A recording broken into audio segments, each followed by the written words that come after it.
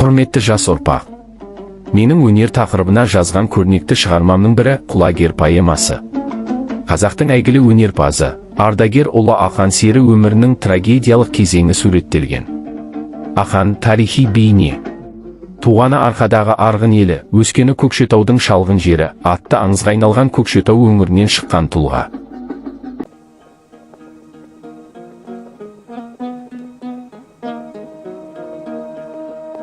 Жанына еліміздің жылқы жаққан, жылқыға жетпеген көз жаутан қаққан.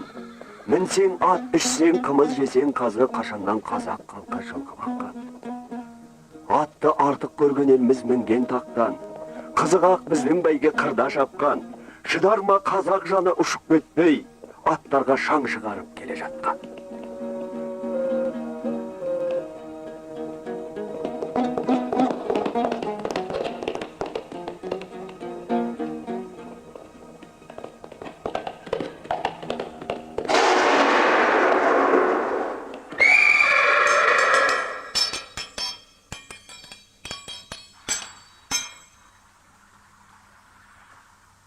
Құлагер Ақан серінің сұлулығы, идеалы.